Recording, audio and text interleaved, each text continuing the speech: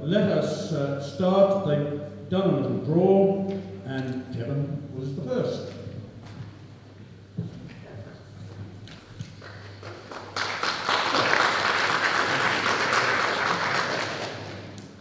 Well, thank you very much, and good evening again. Thank you for being here tonight, or if you are watching this on vote.je, your time is appreciated. So, for those who do not know me, I am Kevin Pamplin. I am only 40 years old and a proud daddy of 2 children.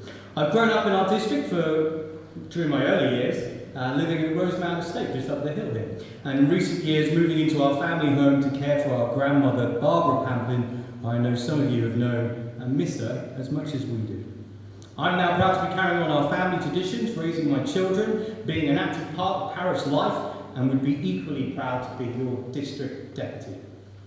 Living and caring for Gran, being a daddy, and at the same time working in the professional world as a business manager for the Jersey Brain Tumour Charity, and a similar role at Headway, has prepared me for this moment.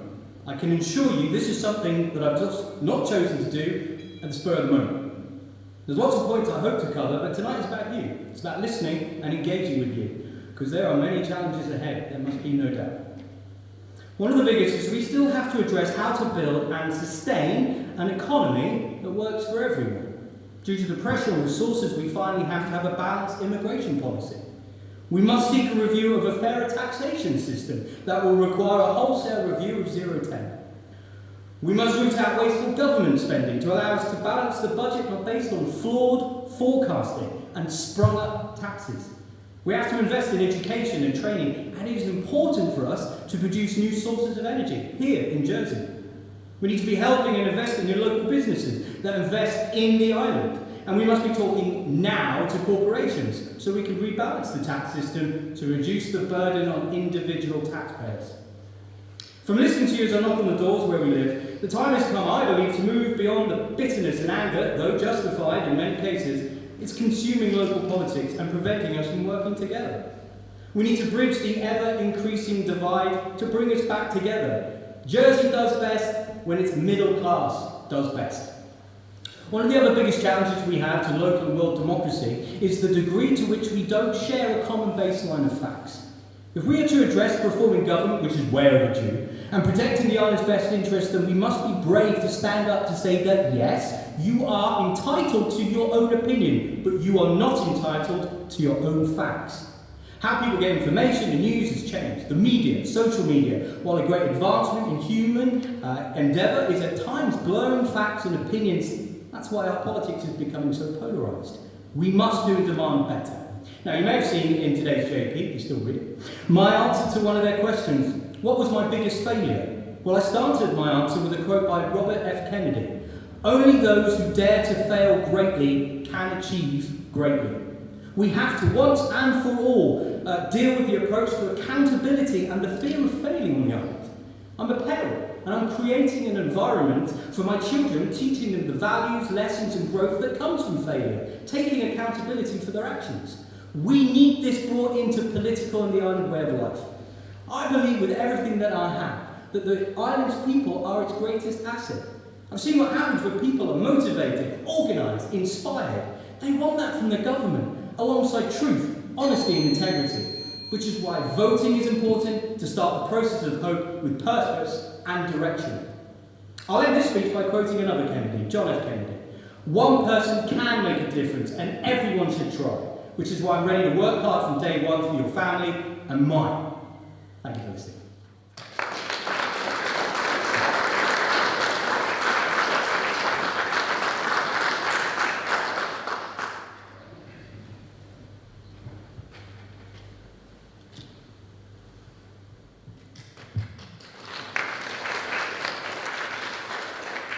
Ladies and gentlemen, Chairman, Madam Comatog, thank you for coming tonight.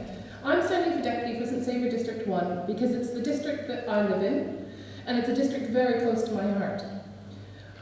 I was born in Jersey, lived in Canada for 11 years, and have been home for more than 20. This is the district that I first moved to when I moved back from Canada. It's the district I first made my friendships in Jersey, and it's the district that I'm proud to raise my children in. I work at Minnie's Holiday Club with the children, a job that I find extremely rewarding. Getting to see the smile on a child's face when they taste what they have made, or the pride in their eyes when they take it home and share it with a loved one. I am in my final year of a BSc Honours in Social Science from Plymouth University, but based here on Ireland at University College, Jersey. My final year has included writing a recidivism report for HMP Lemoyne and a historical dissertation on Jersey's parish and church welfare system.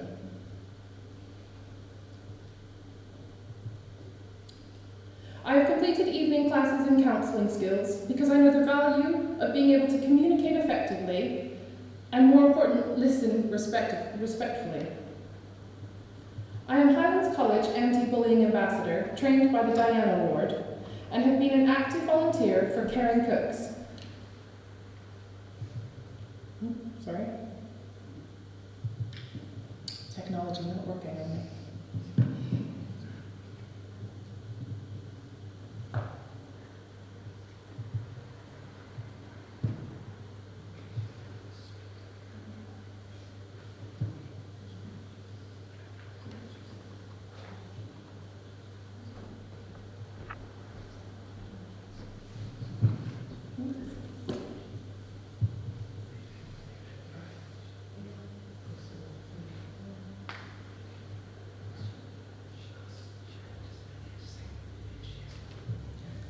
Okay, that's not going to work.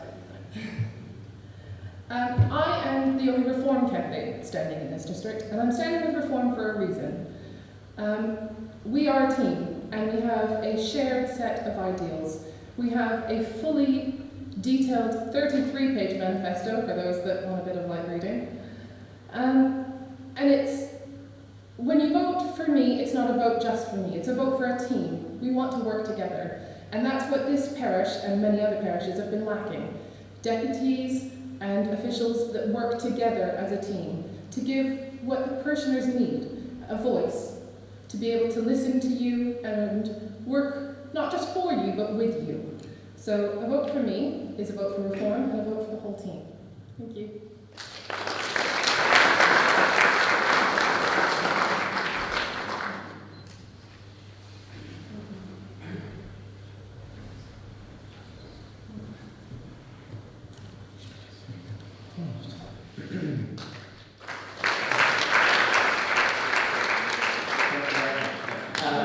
Hello ladies and gentlemen, thank you for coming this evening. My family has been in Jersey since the 1700s and resident in St Saviour for generations. It has been an honour to serve this district for the last 9 years. I have a degree in joint social sciences and I'm now a well-experienced states member. I have achieved many things on your behalf, such as when I was the chairman of the Privileges and Procedures Committee, a senior State Assembly position. We brought changes to the election law, allowing people to register online to vote, which many of you may have used. The Hustings, which is being recorded, and it was my committee that brought this forward as part of a commitment to modernise state processes. This has proven to be a useful resource for those with disabilities who may not be able to join us here tonight. As a member of the planning committee, I have a reputation for safeguarding our green zones, as I promised you I would do. I've also fought for adequate car parking provision and decent amenity space. As an urban deputy, I understand the importance of these to the community. The next Assembly will have to debate a new island plan.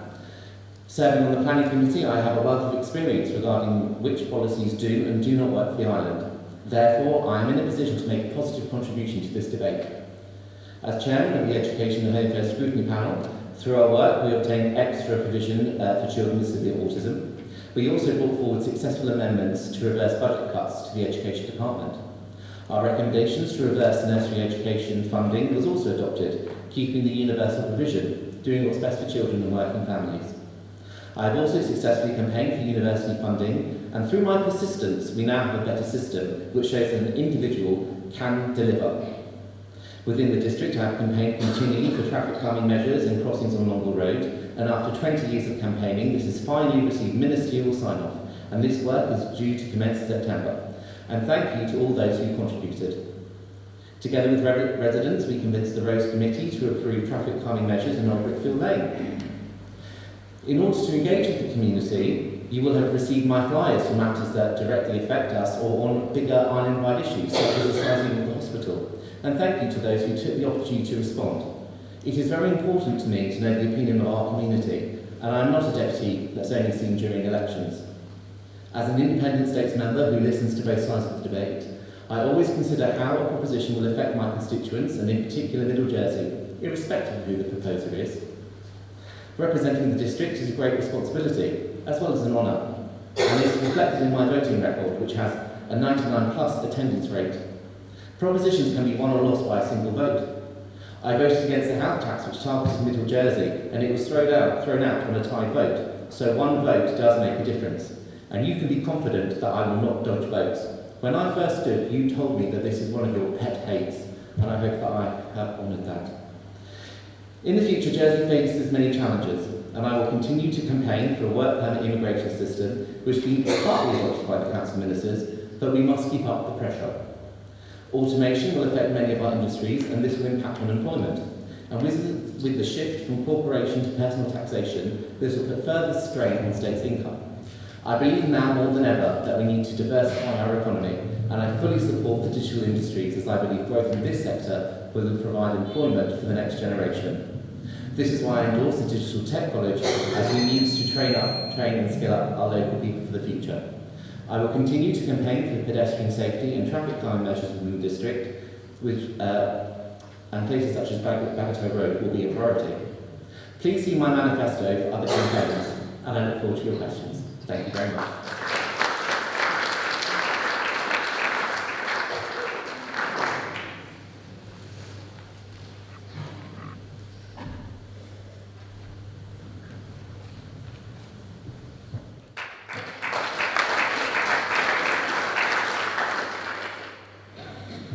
Good evening, ladies and gentlemen, and Madame Condotau, and the chair, of course, and the girls from the parish hall.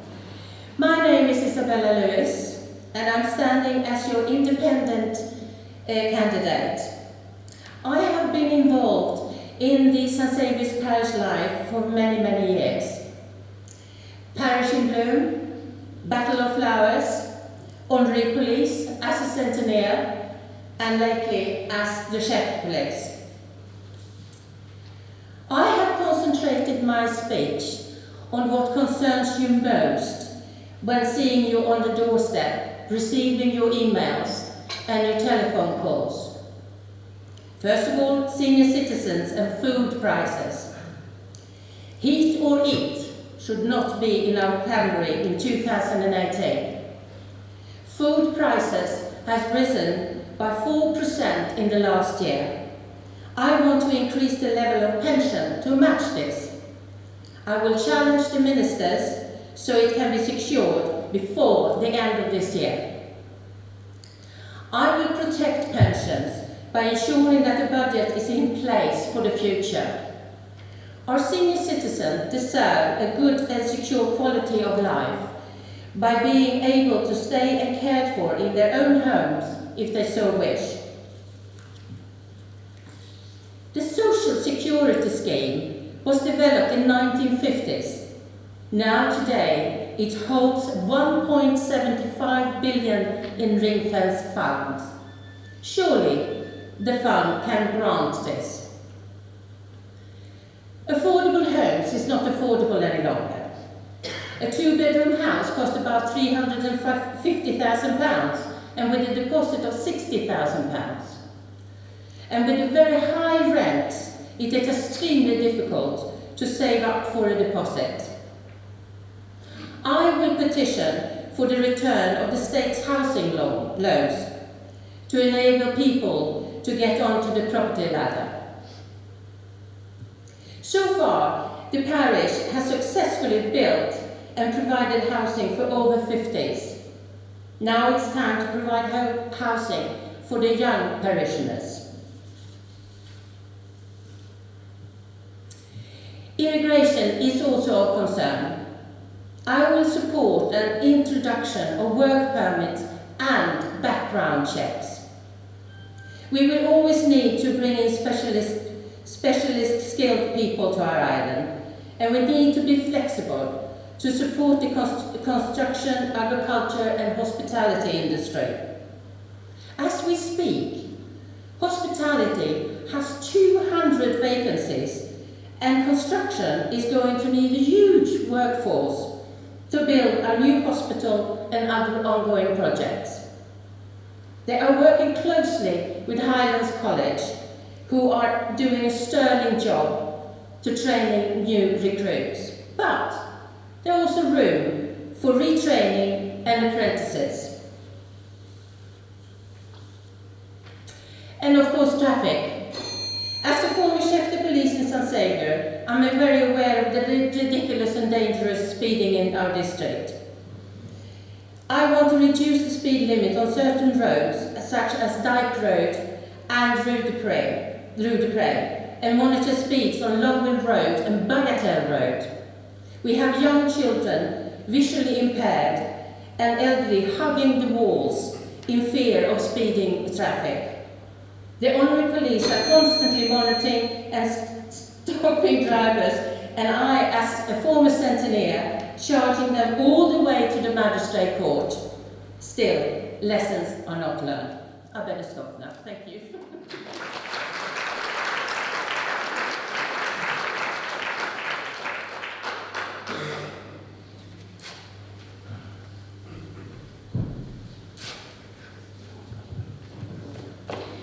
Okay, ladies and gentlemen, thank you for the candidates for that. We'll now move to questions. They have 3 minutes to answer, and we'd be most obliged if, unlike some states members, not this one actually, we'd be most obliged if you would keep it to the point and brief. So who'd like to kick off questions? This gentleman. Andrew Nagano, Rue de Beauvoir. I'd like to congratulate the candidates for putting their names forward for election. And I would like to make the point that this week has been a momentous week in Jersey politics, in my opinion. We've seen that the efforts of the Chief Minister and the External Relations Minister in lobbying the UK government to make sure that the financial services sector is not compromised by proposed UK legislation. And it's my belief that these two gentlemen have done a superb job in representing our island at the highest level. I'd like to ask the candidates whether they agree with that opinion, and I'd like to ask them also that if they were successfully elected to the new Assembly, what personal characteristics and experience they might bring to the Assembly to make sure that such outcomes that we've seen this week will continue in the future. Thank you very much, Mr. Chairman. Okay, I was getting a little nerdy there because there were two questions. The questions are very cleverly linked them at the end. I take the candidates are clear about the 2 points to which the questioner wants a response. So Kevin, would you like to start? Yes, hello. Can you hear me? Andrew, thank you for the question. I agree with you, actually. This has been a huge week for Jersey politics for 2 reasons. One of those is, quite rightly, the work that was done to go and make sure that the integrity of the will of the people in terms of the law was upheld. There is a bigger question, I think, about the future of the Jersey finance industry and the role that we have to continue to play to make sure that its integrity here in Jersey is upheld still. As we're going to see with the change and the will of the UK government for overseas territories to be more open with what is happening should be applauded, and Jersey should be equally looking to do the same here in the confines of our constitutional rights. We need the finance industry, but we need the finance industry to now help us more than they have been doing. In terms of characteristics and experience, another good question actually. I think it's really integral to why each and one of us should put ourselves forward after severely negotiating with my children and my partner and my family. I think it comes down to a very simple thing. I think all 4 of us, and I think anybody who comes forward in politics, believes that they can make a difference for everybody. That is my will and desire. And as I said in my speech, I've been on this journey. I've I've just said the Jersey word, apologies. But working in the Jersey Great Tumor Charity and Headway Jersey were the most incredible things that I've ever experienced. Because pulling people together in the face of such adversity as a long-term disability and the quick turn of personal finances because of the cost of caring for people and the extra finances on top is difficult. And I've sat with many families when they are facing difficult decisions of how to pay to change their house to cover their own health care. It's not easy. So my work in that area has greatly informed me about the realities of what's going on. And as I said in my opening speech, I think people are looking for honesty and integrity and looking for something to back that up. And I can tell you honestly that my work in the last few years in this important sector, the third sector, is informing everything I do.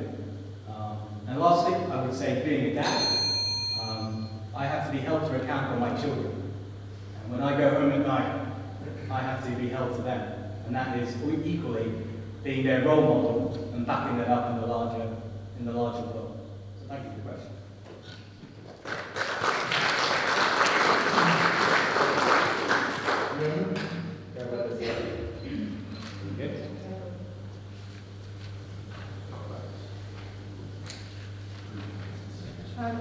Andrew, thank you for your question.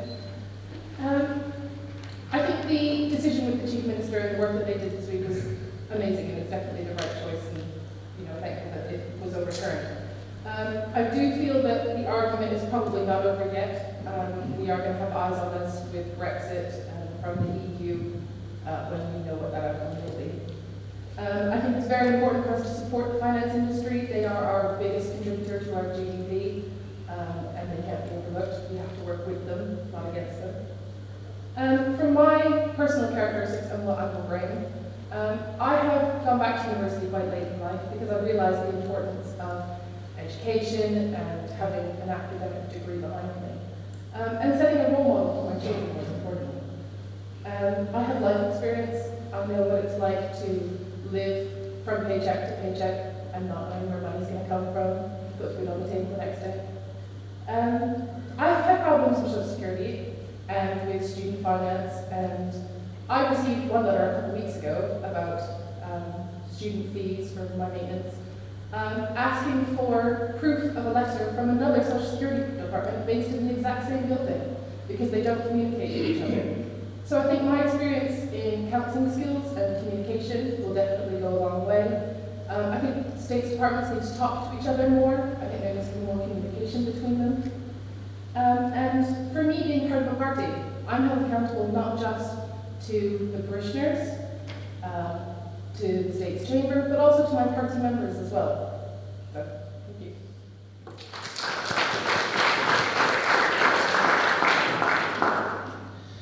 Testing, testing.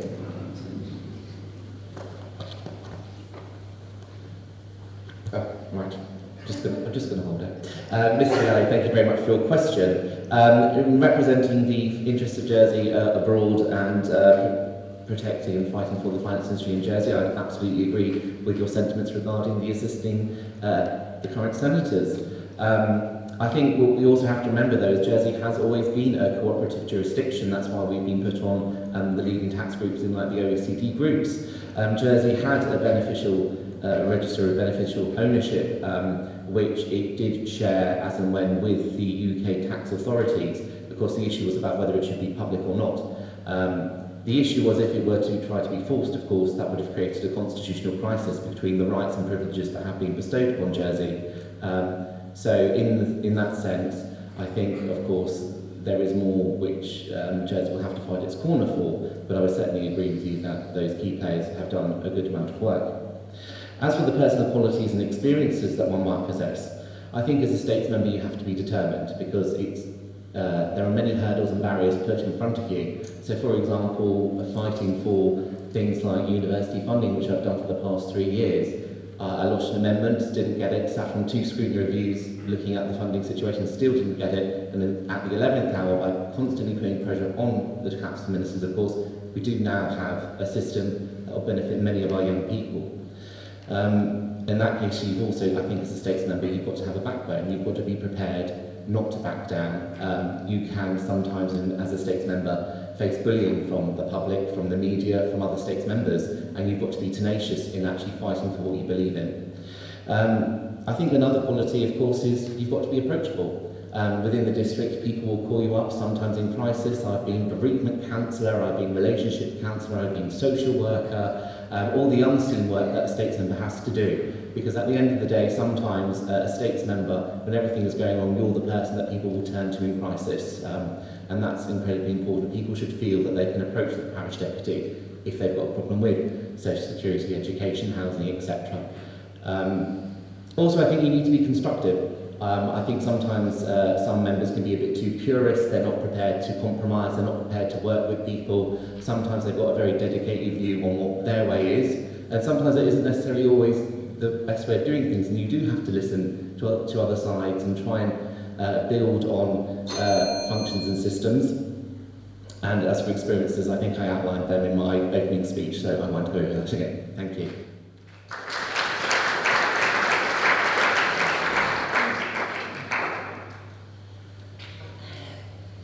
Mr. Lagelli, thank you. Yes, we really had a near miss with the Westminster, with we had a near miss who tried to impose their will on Jersey only at the 11th hours. And I admire the people that have done the job so well, so it has now benefits. I'm absolutely convinced that this is not just good for the finance industry. It's also very good for the islanders. And I admire that kind of work that we have to learn as new, if elected, as new States members, we have to take that on board and learn and listen. And that is very important. If we don't listen, we will never learn, of course. So, and I think I am very approachable, and my experience is that I have always been a believer in people, and I'm a team builder. My track record shows that I'm quite good at building up teams, and especially as I had a good experience in the honorary police. I managed to build up 32 people, and for the first time in the parish, we had full complement. So I was quite proud of that. I never give up, and I have worked, I have been a director of a trust company a few years back. I have worked in the media, so I am a very good team worker, and I like working with teams. And that is, it's something that you have to do. And the previous assembly has not been able to work as teams. I think it has been divided, and instead of working together, that needs to be done in the new assembly. So I hope I can be one of them. Thank you.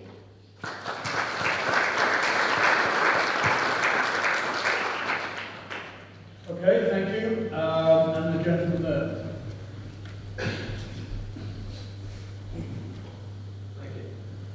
David Hartle, Balady Farm. The use of consultants has been in the media a lot recently. From what I gather, Can you see this mic, please? yeah, sorry, from what I gather, the Council of Ministers need no mandate from the other state members in appointing whether it's necessary to appoint these people or not. And I think that should change. I'd like each of your opinions on that, whether you think the State Assembly as a whole should be consulted, or whether or not to appoint consultants. Okay, thank you. Is everybody clear about the question? No. Should the States Assembly approve the appointment of consultants? As it appears at the moment, they're appointed in some kind of secret or covert manner or by certain individuals. Should the Assembly, as an Assembly, make the appointments? That's correct. That's it, okay. Fiona.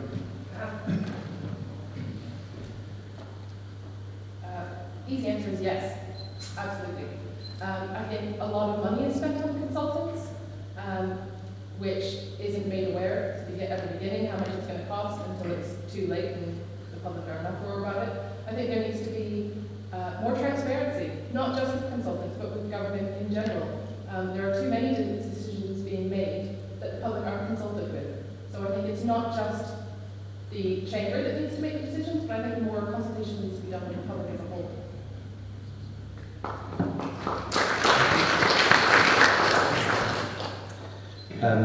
Thank you.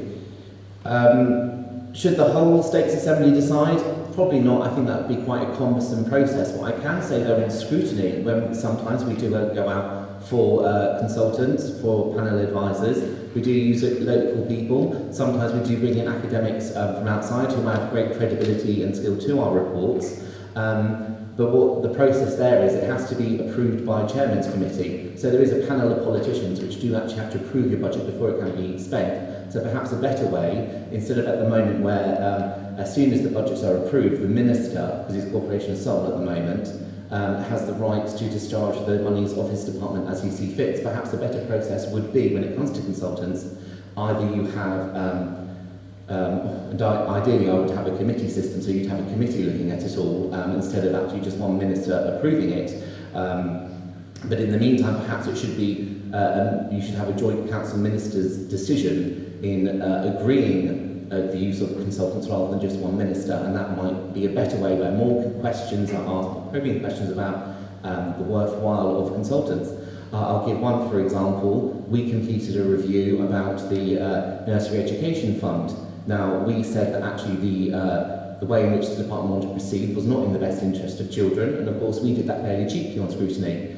The Education Minister didn't listen to us. Instead, he employed Dr. Kathy Hamer in order to do a review looking at early years provision. And whilst there's a lot of good things within that report, of course, she came to exactly the same conclusion that we came on scrutiny, and therefore that forced the Minister to do a U-turn, amongst other things that were going on, in that particular process. So actually, also sometimes, scrutiny does a lot of good work and actually isn't given the credit it's listened to and isn't given the authority in order to the States Minister to support it. But unfortunately, 9 times out of 10, when scrutiny brings something to the States, it's not supported. And in those cases, I would ask members to look at the voting records of various members and various voting blocks and ask why that is. Thank you.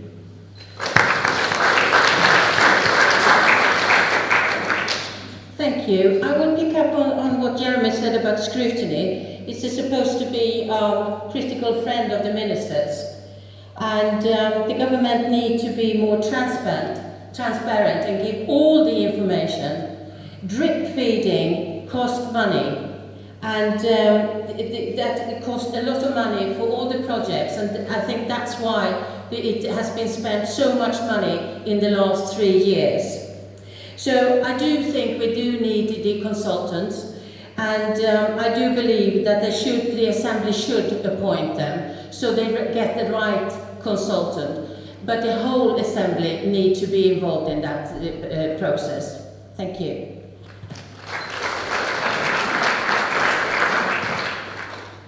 Evening, David. Again, another great question. I think what this is tapping into is what I mentioned in my opening speech. Accountability for wasteful government spend. Now, I think what we're hearing is there is always going to be a place for specialist consultants who can enhance and change the island for the better. We have to do better ourselves as politicians and members of the public to hold these people to account. Why are they here as consultants? Criteria are they working to? As has been said, we need to make sure that there is transparency. I think we're all aware of what's going on with the civil servants at the moment. Some probably could argue that's a long time overdue. And Charlie Parker has been hired to come in and to change things for the better. We need to do also, as an assembly, is to hold him to account. So where is the money being spent? What are the targets? And how are we going to achieve these things? So again, we're bridging the gap in the economy. I'll give you an example in hospital, which I've got a feeling may come up.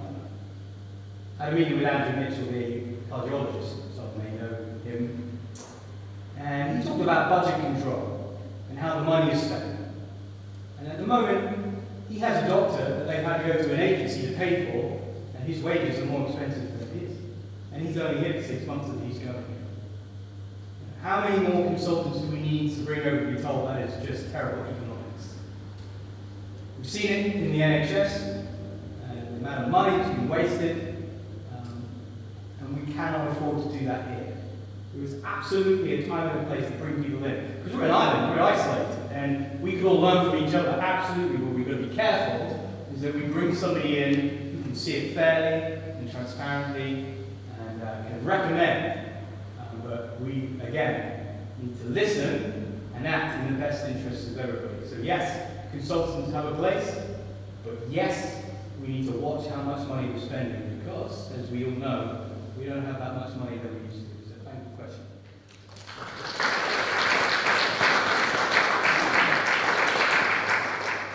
Okay, we'll go to the next. I hope this side we're going to get more from. Good evening, panel. Gary Brunel, Single Gardens. My two most precious things are my two sons. My youngest son, Alex Brunel, you may have heard of, he's a gymnast, incredible gymnast, unfortunately has autism. About 9 years ago, we generally take him, like how we have to look after him, take him to gymnastics and where he works, etc. About 9 years ago, we did a test and walked within the parish to get him to Greenfield, the gym club. On that day, I was horrified, quite frankly. We were virtually run over on the pedestrian crossing at Five Oaks. I immediately went to the parish hall to report this to the constable, the duty centenier. I wrote to all of the deputies, yes, Mr. Muscle and his chief, shaking his head there. I had a response which was fairly trite from all of the agencies, the police, the honorary police, the centeniers, and for one particular politician, the solution was an enclosed, very, very sad to hear that we've been both practically knocked over, that I was invited, though I'd like to join the honorary police. That was the solution. My stance on that is we are going to pay you, we've been paying you to sort the problems out. That's what we pay you for. I've seen very little ineffectual impact on road safety. Frankly, not only in the parish, but just about throughout the island. I have people friends who've raced at Le Mans. When I sit in my back garden, it's evident to me that there are people up and down the road there. And I think on the day that I queried the speeds, the centennial actually said a smiley face board had clocked 124 miles an hour. And that was, my stance on that was, and there was very little. Frankly, what I'd like to know is what are you all going to do about it? Not the promises, but what are you actually going to do to resolve road safety? I was a senior manager at States of Jersey Police, and back 10 years ago, you were more likely to be affected in a road safety accident rather than the victim of a crime. It's about time we got a grip on this situation. What are you all going to do about it instead of just shaking your head saying, obviously, various things. Okay.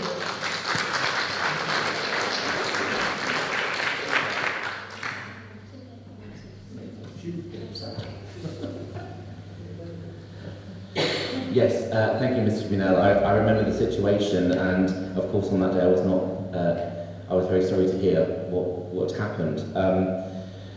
Of course, members of the who are assembled here will know that my commitment to road traffic safety is something which I've been campaigning on in this area for a long time, and it's incredibly frustrating for the states to get to do anything in this area. Finally, in the case of Longville Road, I have managed actually to get funding and support and a ministerial decision on crossings on Longville Road, on different improvements, working with the parish and the parish board, and I'm very grateful for the support I've received from the constable in actually getting moving these particular projects forward. But it's deeply frustrating that it's taken 20 years in order for that to happen.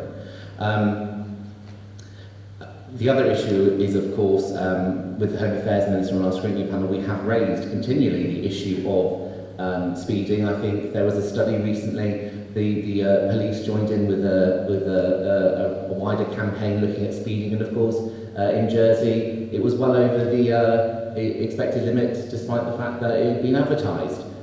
We know that actually what has to happen is it needs to be put higher up the police's agenda, the state's police agenda in particular, and that has to be done in the annual policing plan. And that's what we need. All of us in St Saviour's, whoever gets in, needs to put that on the Home Affairs Minister's radar. So when they come together and produce the policing plan with the States of Jersey Police, road traffic needs to be an issue. Because it wasn't a surprise to any of us that speeding was a big issue and wasn't being done well enough, and I'm sure none of us were surprised when we saw that report in the paper. We could have told anyone that. I'd like to think that I do have a record in trying to attend the issues about better pedestrian safety in this area. Not perfect. I know things could always be done better, but it is something which I have delivered on, and it is something which I am committed to and will continue to. Thank you.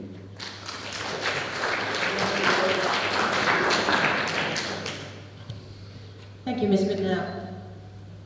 Well, as a former honorary police, I am fully aware of this extraordinary bad driving in the island. And especially, as Jeremy just said, he has achieved a Longville Road with crossings. There are other roads, as I just said in my speech. We have Rue de Pré. There's hardly anywhere you can walk. The pavement are so narrow. And also we have an awful speeding at Dyke Road, where the children are coming out from St Luke's school. And there is no consideration whatsoever from what I call them, they are rat runners, because it is rat run down to St Clement's Road. I know that the honorary police are out in all hours, but we never advertise when we're going out. And for the last years, it has not been Friday or Saturday. Now they are out whenever, and you never know where they are. And I can say that the honorary police has stopped so many people. So the St Saviour's centenaries, we were inundated with speeders that we took to court. But as I said in my speech, they are not learning what's this all about. And I think we need to get the States of Jersey Police a bit more interested of speeding. They are there, but not really working as much as I would like them to do with us. And as Jeremy said, it has to be raised with the Home Affairs Minister and really make sure that this absolutely madness of driving needs to be stopped. Thank you.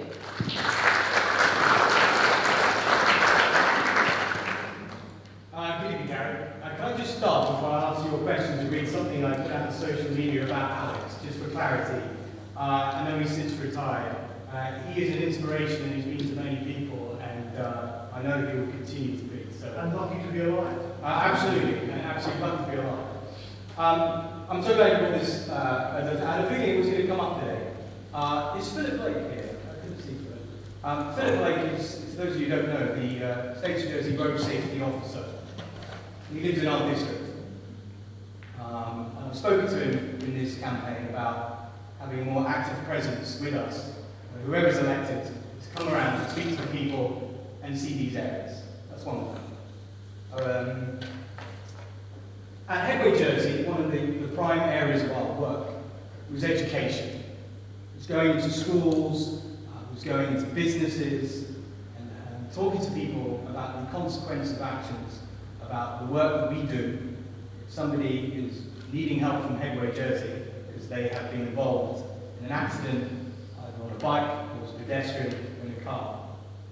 The consequences of actions and re-educating young people, because the world is changing. The roads built how many years ago were not built to withhold the cars, the roads, and the way of life we now find.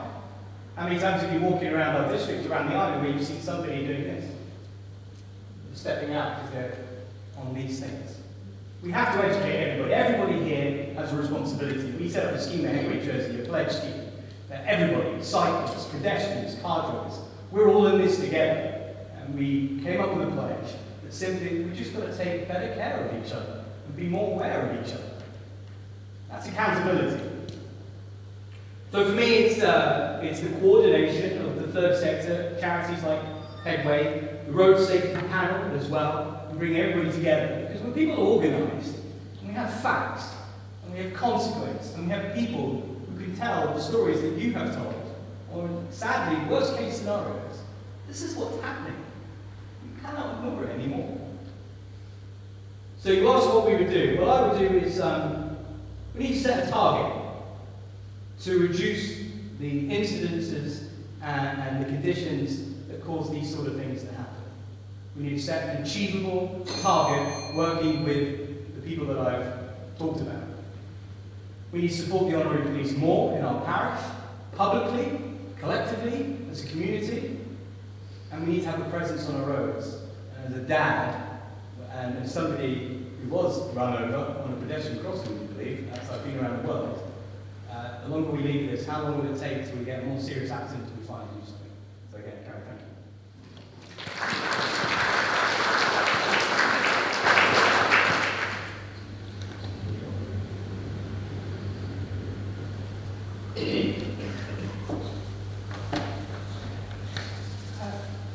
Thank you very much for the question.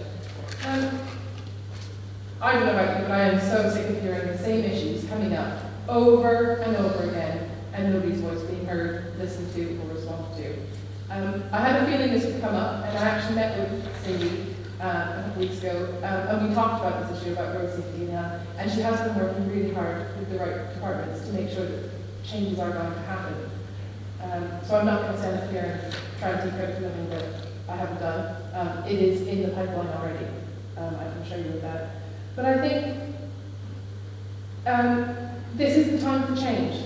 And I think that when you make comments like that to deputies and you get in touch and you ask for things to be done, you need to be listened to. It's your voice. We are elected by you.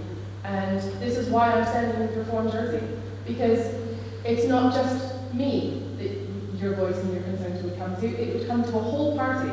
It would come to all of the elected Reform Jersey candidates that are in the States. Which is why we need party politics. And if you were in the UK and you took this matter to your local representative in the UK, it would be them that would have to deal with it. It wouldn't go to a big change in their local area. Jersey is not a huge island, and we do have small areas. And there is no reason why issues like this can't be dealt with in the parish. My colleague Samantha, who is standing in St. Clements, has dealt with almost this exact issue in Lemarion. And another Garel, who was standing in St. Rollins, has also had this exact issue and has had a pedestrian crossing implemented outside the Moore School. So this is something that all of our candidates have been working on together to resolve island-wide, not just in the parish. But I think the biggest issue here is the fact that you weren't listened to in the first place. And I think we need to go back to the fact that there needs to be more communication. You shouldn't have to contact 10 different state members. You shouldn't have to contact all these different people. You should have one person that you can go and talk to, whether that be at surgery or by email, however you wish to address it, and your concerns should be listened to. So I think that, for me, is the bigger issue, that you weren't listened to in the first place, not just the fact that we have road safety that needs to be addressed as well.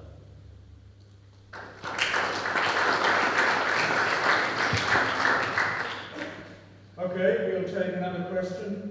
I'll take it from this side this time. The gentleman in the back row.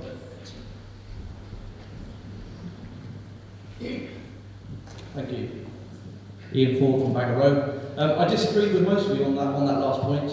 Actually, as a serving States police officer, the Honorary Police had 2 officers out for most of the day today, prosecuted 4 people for speeding. The States of Jersey Police also had a further 5 prosecutions across the rest of the island today. What lets us down is the court process. I was incensed with rage when I received a parish inquiry notification earlier on today. to say that someone being let off of an offence because they smiled at the parish hall inquiry, and that was a written answer, not by one of our centre-heads, I do have to say, but was written on the parish hall notification.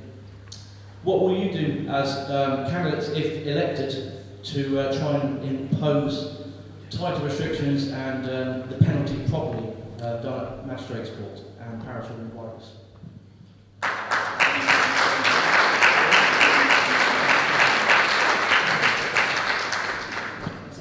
The question was, and I understand it, so clarification, you can jump in if I've got it wrong. The question was, what will you as a panel do to ensure when people are prosecuted, this is followed through properly, parish hall inquiries, and then if necessary... All magistrates' court, yeah, to get a proper result. Okay, Isabella. What could I do? Sorry, Ian, I really didn't understand. Because we do take them to court, Yeah, and they are prosecuted. But the penalty's not heavy enough because it's obviously not deterrent. Well, I understand that. Because I believe that the magistrate sometimes is too lenient. And I definitely think that one can actually get off and another one can't. And I don't see that it's a good thing to do. And I also think that the penalty should be higher than it is. I have an example which really upset me, and it was a driver who was in magistrate court, and he said, "This is my livelihood. I can't live without my driving license." Well, I would say, tough. This is the third time you've been caught. But he got off. He got off. And I absolutely can't take the speeders. I don't understand what they are doing. When they don't understand, over and over again, they are caught. And they don't get it. So I think that the magistrate court needs to look a little bit more into this and to make sure that the penalties goes up and also everybody is treated as the same. Thank you.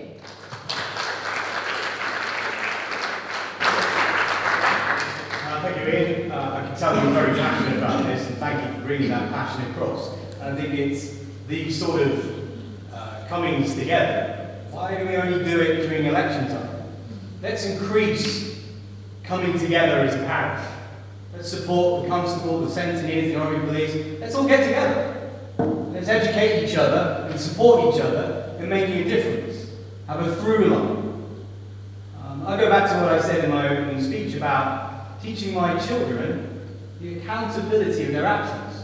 Now, if I'm doing that at home, and Bee's looking at me and taking all of this in, she goes out into the wider world, and she says, well, hang on a minute, it's not happening. What sort of an impression are we then leaving for our future generations? So yeah, we need to get tough where we need to get tough, and we need to be fair where we need to be fair. I think the most important thing here is going back to how we teach people and help people learn. Because we can be really firm and be really harsh when we need to be. How do we make people accountable so they don't make the same mistakes? We need to educate them. Teach them the consequences of their actions and give them the skills and the ability and the empathy to help them achieve that. I think that is key. So I agree with your passion. I agree we just need to find a through line of accountability. We all, as one voice, as two deputies, and the rest of the deputies, and the parish as a whole, we need to get behind the police and the honorary system to make this work.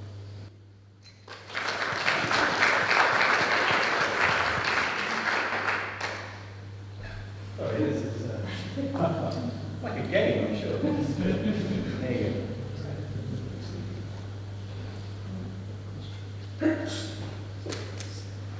Ian, thank you for your question. And first off, thank you for your service to the State's Police. Our frontline workers are the most important, whether they're paid or honorary. And more work needs to be done to work with you. You're the one that sees this on a daily basis. It's very easy for the State's Chamber to stand around and say, oh, maybe this needs to be tighter, this, we need, too lenient on this, because of the public to pass judgment. But it's the frontline workers that see this every single day, and I don't think they're consulted more, not just on this issue, but with all of the issues, whether it be clinical staff at the hospital or, you name it. The frontline staff aren't consulted often enough. I don't think it's just speeding that's the issue. It's probably all offences that probably, depending on the offence, some could argue are too lenient or too strong, depending on what it is. But I think we need a Minister for Justice, first and foremost, and I think that there needs to be more standardised across the board. And I think the biggest problem we have is with the courts. This is obviously a matter for the courts, but having the having the bailiff in the State's Chamber means he is taken away from the courts. His time is taken away, and we have consultants that come over from the UK, which means we have different consultants coming in, dealing with cases that come up all the time from different offenders or same offenders, but they're being dealt with in a different way because we have different judges dealing with it each time. There's nothing standard across the board. So I would obviously propose one of the reform choices is to have the bailiff back in the courts where he belongs, to allow for this to be standardised across the board, for there to be dealt with the same cases by the same judge, so that he can see the different sentences, he can see the same people coming up again. But yeah, thank you for your service.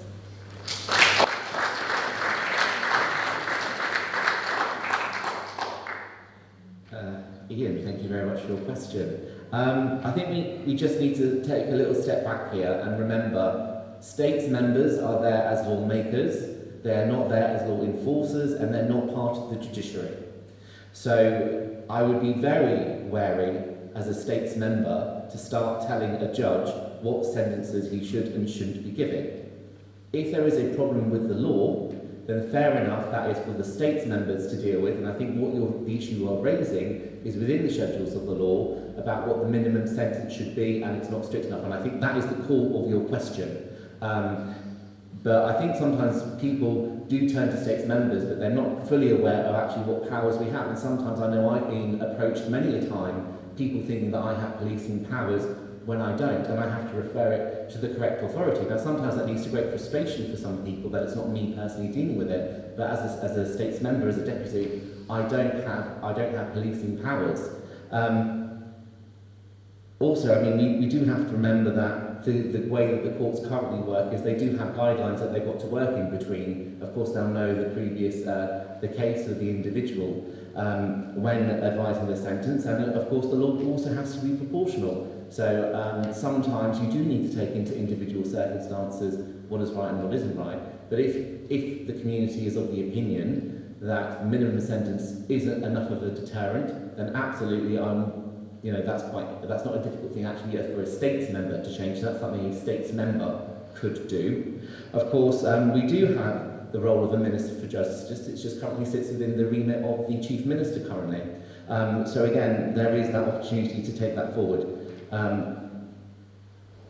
The issue which I think which needs to be raised further is the feedback from the annual policing plan, and if there are issues that need to be raised in there, such as looking at the incidence rates about whether it's enough of a deterrent, then that is the place I think for the police in particular to flag up where there is a deficiency in the law, and that's then for the minister to come forward to the states and say actually this isn't working and actually we should change the law in this way, and that is the role of a states member and how I would do it as a states member. Thank you.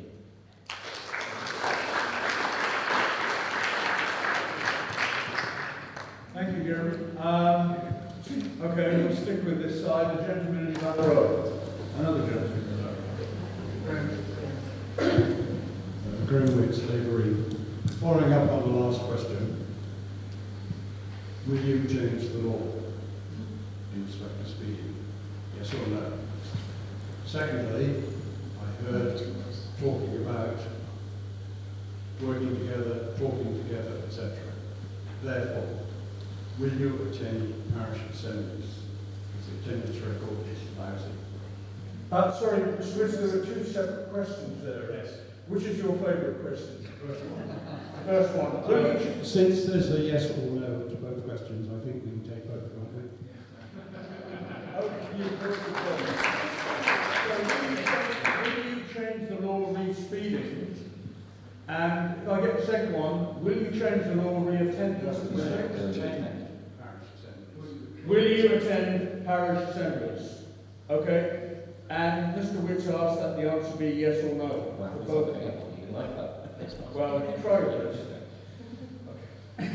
So we'll start with Deb. Yeah, we will. Thank you for your question. I'll start with the second one first. Yes. I'll expand on it, given what Commissar said the other night on Facebook, that we need to do more to get people engaged. It's not just states members that need to attend. Everybody needs to attend to support the constable and support what is needed so we can get things right. We need to increase the awareness of these things. Social media is a huge embracer of people. We need to bring people together and get them to know that it's going on in the first place, as well as all the other things that we do to promote them. So yes. First question, I know you want a yes or no answer, but we have to define the parameters of what the law is. Law is the law, but as we know, it's not as straightforward. We can, as Jeremy has alluded to, as states members, our responsibility is to you. And if you say something, then we have to act in your best interest. If it is the best interest of the people of the island, then yes. If it is not, then no.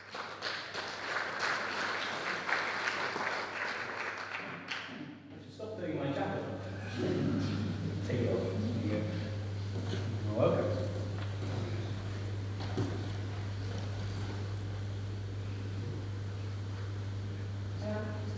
So I will answer the second one first. Thank you for your questions. Yes, of course. Unfortunately, I wasn't able to attend this week for a very good reason. But I do think we all need to engage more, not just us supporting the constable more, but talking to you more and finding out exactly what it is you want support with and what the parish needs going forward. And that can only be done through communication, whether it be surgeries or emails or, being available to you. And I think the fact that we haven't had enough surgeries, whether, not just with the older generation as well, I think there needs to be more surgeries done with the youth generation, which would help with educating them in different matters, being able to talk to them more. And also, which law is it exactly, can I ask, that you want to see changed? About speeding. The sentencing of it, how we control it. All of it. The primary penalties. The primary penalties. All of them, all the primary penalties. Okay. I think more needs to be done in consultation to find out exactly which laws need to be addressed. Obviously, there are a lot of laws that need to be addressed. It's not just speeding that more needs to be done on. But yes, I would support it at least being brought into consultation and being addressed in the chamber.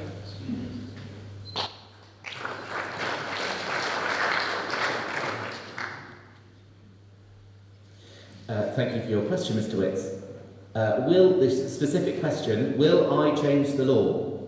Only if I'm Minister for Infrastructure, because the way that parliamentary process works is only certain ministers can change certain laws. What I can do as a states member is obviously I can lodge a proposition requesting the minister to do that. But that wasn't your question. Your question was, will you change the law? And there is only one person that can do that, and that will be the Minister for Infrastructure, whoever that may be. But I'm more than willing to bring a proposition forward to request whoever that minister is to do so. But we need to be very clear in parliamentary process who can do what. For example, when I was chairman of the Privileges and Procedures Committee, I have changed laws, the election law being a main one, but we need to be very clear about who actually has the power to change the laws. And regarding the question of parish assemblies, I do attend some of them. The rates one where we pass the budget for the parish, of course, is one which is common, and in the minutes you'll find me proposing or seconding various parts of that to be adopted by the parish assembly. I could be better, although I think we also have to keep it in perspective. Sometimes there are some matters, for example, that don't affect the district. So, for example, renewing of a licence in District 3 may not really be an issue for District 1. So at the moment, I use my discretion and I would endeavour to carry on in that vein. Thank you.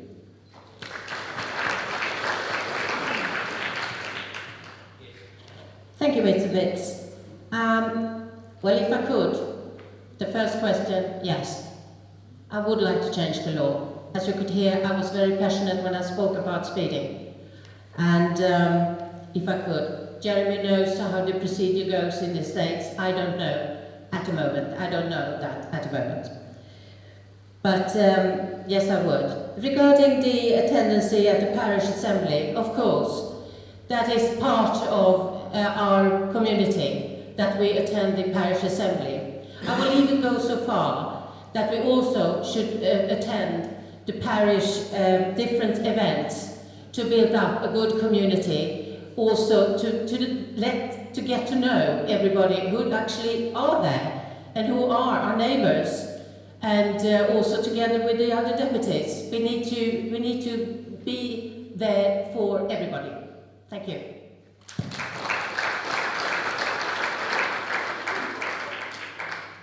Okay, gentleman in the back, in the very back. On your ballot paper, Oh, name and street. Melvin Birch, Belvedere. On your ballot paper, in the forthcoming referendum on the bailiff's position, which way will you vote and why? Thank you.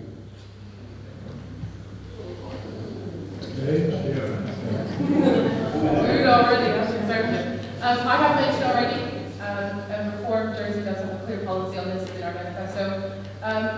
I don't believe the bailiff should be in the chambers. I think he is paid a lot of money to be a judge, and that's what he should be doing. We pay an awful lot of money, not just your money, money that you pay in the state in taxes, for his salary, and also consultant salary to come over because he's not doing his role in the court, which is wrong. We shouldn't be paying twice out of your money. That money is better spent elsewhere. We should have an elected speaker in the House, and his role when he is not in the chamber should be political education. It should be outreach work. It should be teaching our children about politics in Jersey. I know, I am a mum. Children only attend the State's Chamber when they're in year 5, and there is no political education after that, which for such a small island, with rich in history and heritage, is wrong. And children should grow up knowing the process and knowing more about it. So, in answer to your question, no, I would vote for him not to be in the chambers.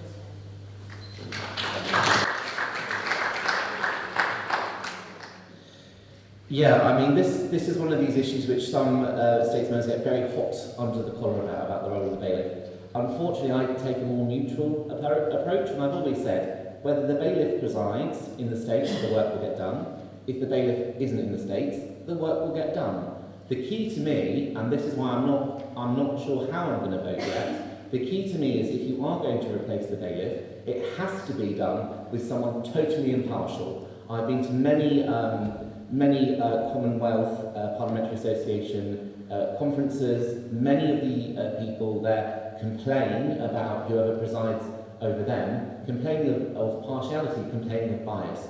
Now, unless during the referendum campaign I am convinced and certain that whoever would replace the bailiff, I can be assured that that person is going to retain a place of impartiality, because that's what's important when it comes to that particular role within the Assembly. Unless I am convinced that impartiality is guaranteed, then I would probably vote for status quo. It's not. My question was, on your ballot paper, not in the States, on your ballot paper, will you vote yes or no? And I'm saying during that referendum campaign, unless I am convinced that there is an alternative which guarantees an impartial individual to take that role, I will probably opt for status quo and vote for no. But that's my reasoning for it. It's not a matter which I particularly have a great passion about. It's not something that will keep me up at night. I appreciate that we have spent quite a bit of money on the Castle report and the Clover report saying that the dual role should finish. But in order for members to carry out their role as state members, the position of President of the Assembly must be impartial. And that's my views on it. Thank you.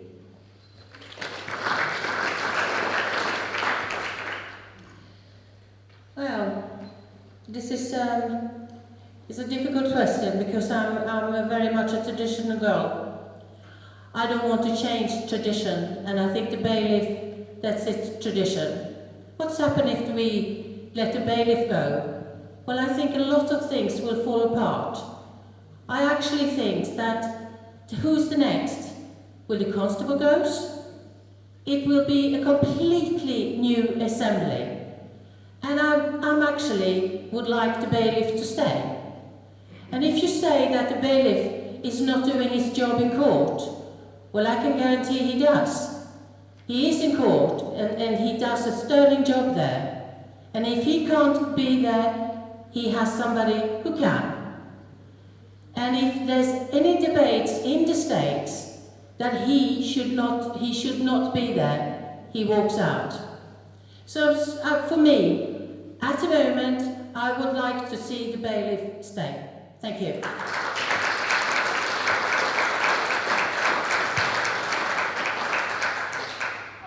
I'm going to read you, because funny enough, the JP asked us this question, and if you have your copy of today's paper, you'll see all of our answers to this question. So, for the reasons of consistency, here is my answer. My view is that as long as the debate is fair and balanced, we should be working towards the respectful removal of the bailiff in this particular role. However, we must make sure the conversation is had with the islanders, and unlike former referendums, follow the will of the people. That's how I would go. The question was... Yeah, sorry, I sat down far too quickly. On your ballot paper, not in today. Yeah, on my ballot paper, if I am convinced it's fair ballot, I will vote for the removal of the bailiff in this particular role.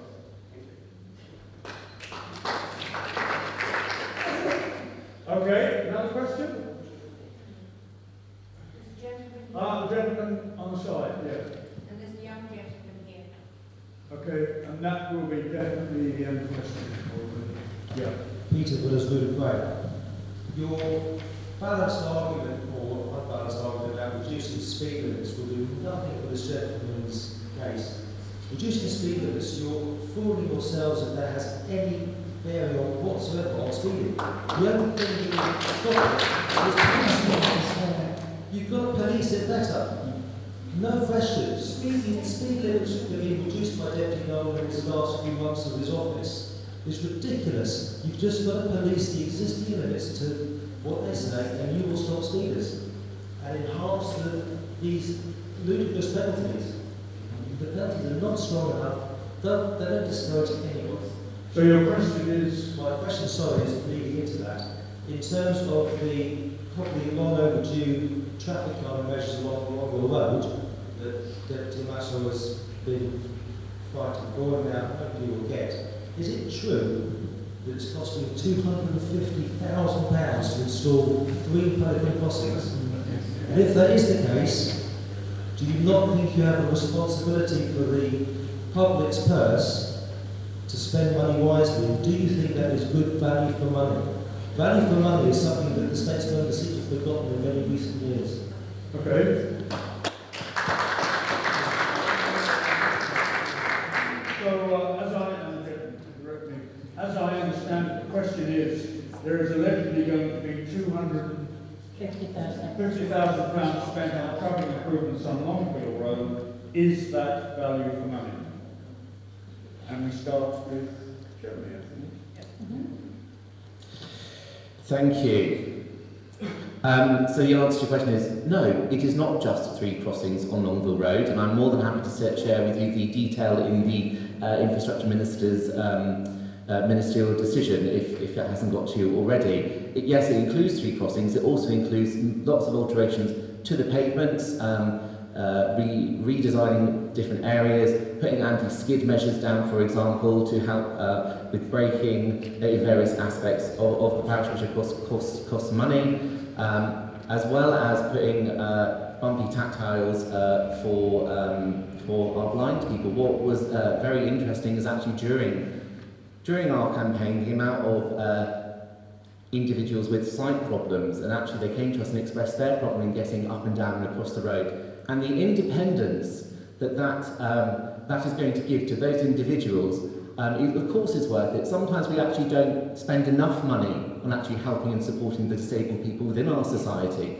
And whilst it might not seem like, whilst it might seem a lot of money to an individual. In order to support those disabled members of our community, it is money worthwhile spent. It may not seem it to us, but to those individuals, to the independence it's going to give to those individuals, actually it's going to make a big difference to them. And what we also learned is working on the board with a supporter, a person from ICANN, is actually the infrastructure department learned actually with the way in which they construct the crossings. That's going to go forward to help inform and form the projects going forward when it comes to road crossings for people, for all our community, but in particular to help those with site issues. So if you want the full detail, I'm more than happy to share that with you. I absolutely agree though, reducing speed limits really isn't the issue. What the matter is enforcement.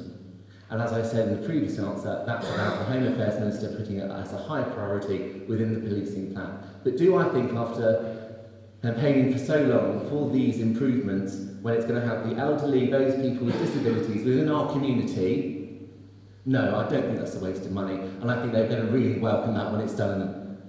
Thank you.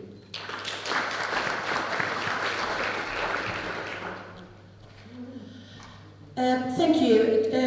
£250,000 sounds like an awful lot of money, and it is.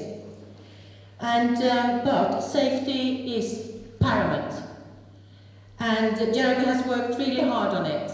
My question, though, is that it's not going to be any traffic lights.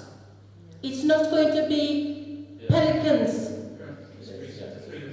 He didn't say that on television, may I point out? I'm not responsible for the media. So, no, it was the minister himself. Well, I'm definitely not responsible for it. The minister himself said that it's not going to be any traffic lights because his reason for saying that, he said that it will build up traffic queues down to Rudepre. I just refer back to what television reported, and I was quite shocked about this. Unfortunately, I haven't checked it out. Allegedly, I must say that he said that, but this is what I heard. But still, £250,000, it will be well spent if it's all for safety. And all the children and the pedestrian can walk and cross over safely. Thank you.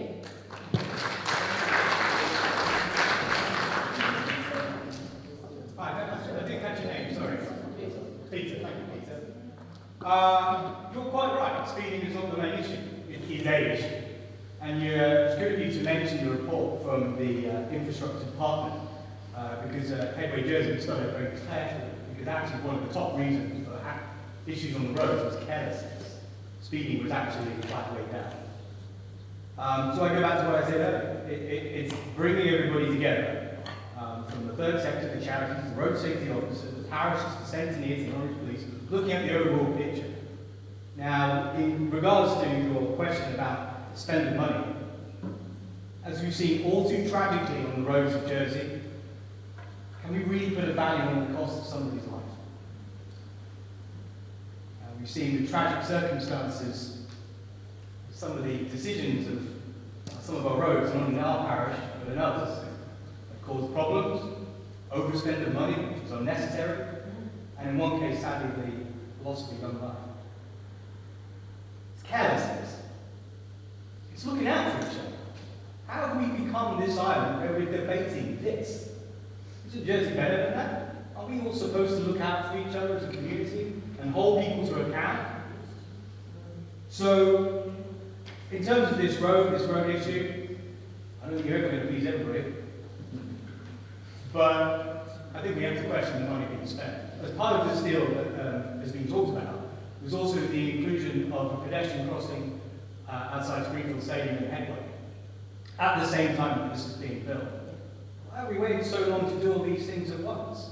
They're two separate things. Could we not have done this earlier, save the money, put it in place, see how it worked, learn from that, and then go look at a bigger problem like that road, and say, well, we've learned from out here that we don't need to spend all this money.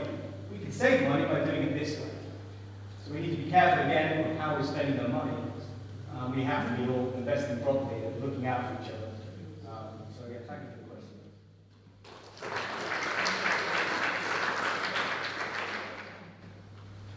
better this right now.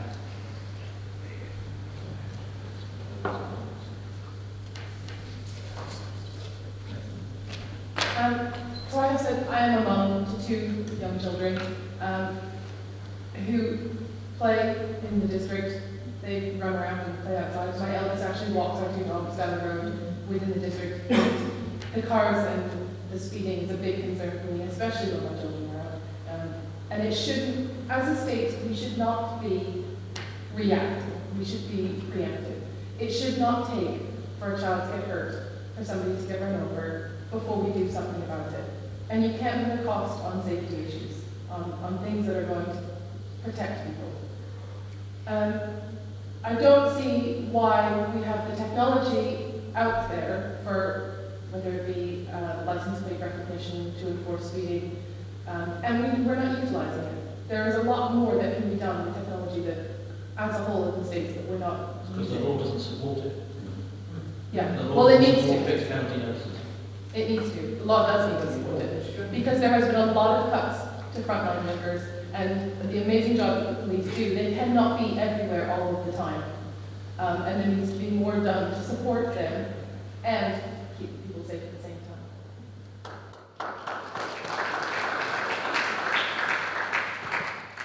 We've got apparently one question You've on got this a young side. gentleman, a young member of the audience. Thank you, Madam Chair. Yeah, Sorry, can you talk a bit louder, please? my question is basically higher education funding, what your views on it. Do you think everyone should have access to higher education funding, just like no income families?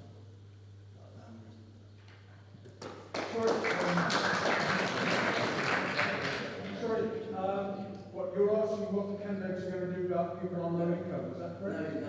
Are they for higher education funding? And if they are, like, what should the threshold be 10% of income? Okay.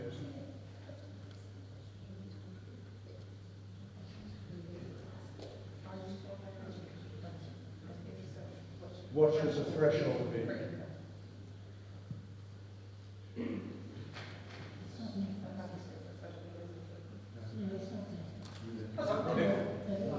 Hi, Nick, thanks for the question, and it's good to hear from one of our younger members of the parish. I think we all agree.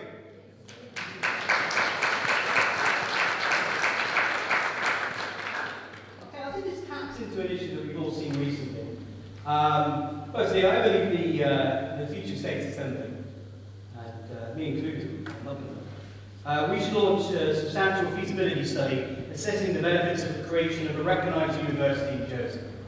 What we need in Britain, being a dad, B's 9, going on 19, but we're thinking about her future.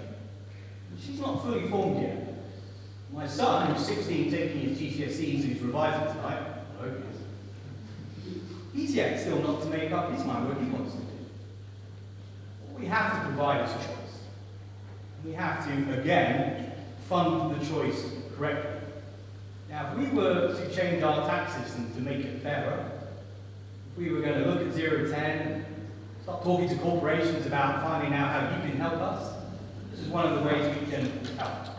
It's not really good. I mean, right now we've got universities paying for how many years? 3? Yeah? 3 years. So B's going to be 10, 11, 12.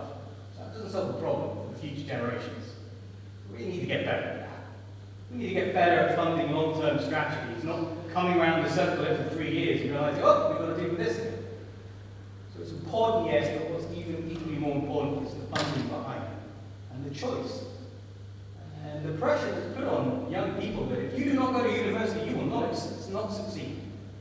That's not true. We have jobs for the economy that in 20 years' time, when my children are older, your grandchildren are older, it's going to be vastly different to what we have now. We need to be looking locally at how we, as an education system, can get better at giving the choice and the freedom, so the pressure is not put on families and children to just say, the only way for you to better yourself is to go to university. That is one way. Yeah, a local university, looking at things at how we can better our local economy, marine life diversity, the things that matter to our island, that we can attract a higher level of education and give people the choice. Yes, university funding is important. The future generation and investment into education for our children is so important. We need to get better at long-term funding.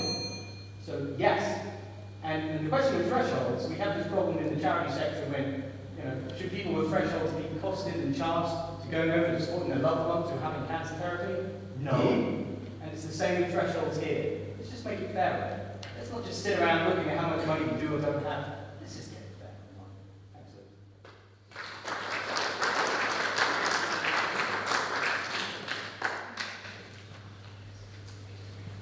Thank you very much for your question. I am a student myself, maybe a mature student at that, but I am a student. And I have received a grant for my tuition fees. We shouldn't be selective. Just because some people may have slightly higher income, it doesn't mean that they have the disposable income to be able to pay for their students. There are a number of issues that need addressing before the medium-term financial plan when this comes back around, and it needs to be addressed soon so that it isn't rushed through at the last minute. We shouldn't be selective. Education should be for all. We shouldn't have to pick and choose whether or not people can afford to go to university. There are other matters that people need to be classed as independent. They're currently, under the current system, if you are over the age of 18, if you are not living at home, you're over the age of 18, but under the age of 25, you are not classed as independent. If you are under the age of 25, whether or not you receive, how much of a maintenance grant you receive, will depend on your parents' income, even if you're not living with them, if you're estranged from them, and you haven't spoken to them in years. That's wrong. Children shouldn't be forced to go through that. We have a very clear policy, Reform Jersey, for this, that education should be funded, absolutely. But there needs to be more work done, not just for academic degrees, but for vocational options and apprenticeships. We do have an established university on the island, which is University College Jersey, and I am a student there. We also have the Law Institute moving up to the same building from the next term, so that it will become more of a campus up there with different degrees on offer. There's a lot of red tape with what degrees can be offered on island. They've been for 5 years to bring in a social work degree. We have a huge demand on island for social workers that we are having to bring in from elsewhere because we can't train them on island because there are too much red tape for different departments to jump through as to who's going to bring the degree in. Is it going to be run at University College Jersey? Is it going to be run at the hospital? That shouldn't even be a question. There are teachers there ready to support students and teach them. We shouldn't be waiting 5 years to bring in an education system when we have the demand for those jobs now already. I think that the higher earners, it's very easy to argue that if you have more money that you should pay for your own students. In the Reform Jersey policy, higher earners, when we adjust the tax marginal rate and put everybody on the marginal rate, the higher earners will be paying a tiny bit more, so their children will receive the free income as well, or receive the free education as well. But I think this needs to be sorted out before the next financial plan, and I think the biggest issue is that the funding is only secured until then. And it's absolutely ludicrous that we're only supporting funding for it for the next 3 years because it has to be rushed through. We need permanent funding for it.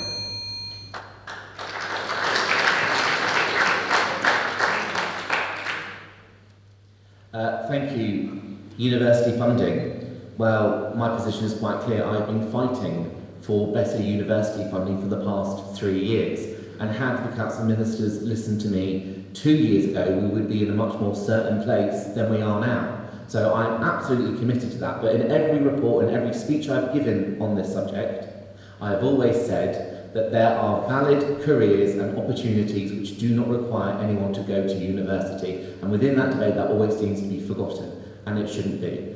I went to the Construction Council presentation, I spoke to the Engineering Association, and they said we offer degree level things. It might take individuals a bit younger, and we want to get into the schools to talk about this, these opportunities, but the state schools won't even entertain us because they say, oh, our kids will never achieve that.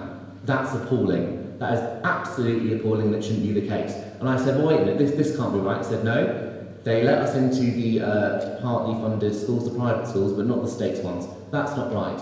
And what I talk about in my manifesto is about how we need to have a better partnership with local businesses in developing the skills and careers and opening up our students' minds into different career opportunities which maybe they haven't or their parents haven't given them guidance to before. And that's what we've got to be better at, working with businesses within our state schools.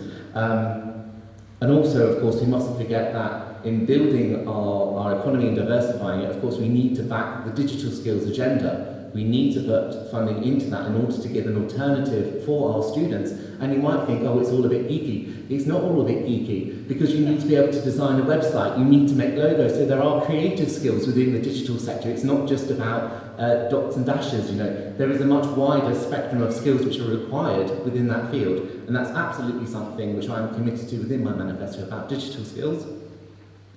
The University of Jersey, I'm not necessarily convinced on this one. I did do the Joint Social Sciences course at Highlands with Plymouth University, and the model that worked there is we bought in services. Now the advantage of buying in services as opposed to having your own people, it means that you don't have to pay, for example, pensions, etc., when you're buying in those fees. So I'm not necessarily convinced that setting up a fully funded University of Jersey is the best way forward. To me, the model that seems to be much more successful is buying in courses from other universities, making those partnerships is much more successful.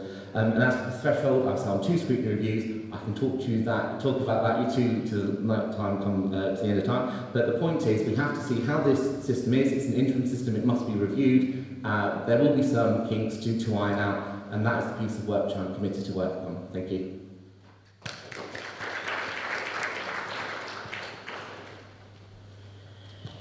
Well, I partly agree with Jeremy. It's very, very good news. It's a fantastic news.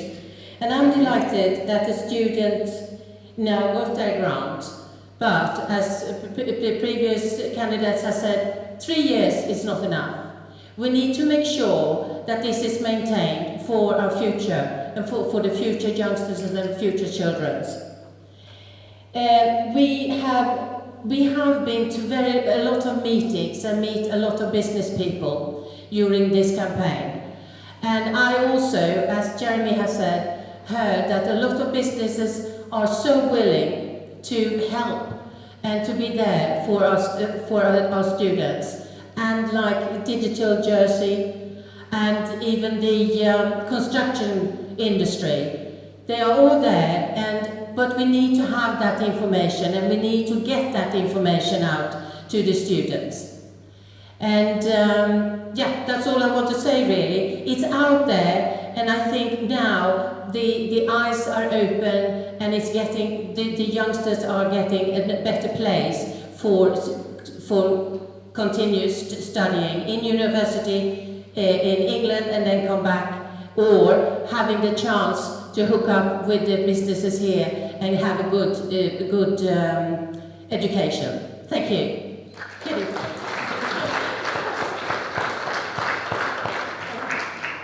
Okay, ladies and gentlemen, we've reached the end of the proceedings. I'd like to thank Holly and Dennis for working very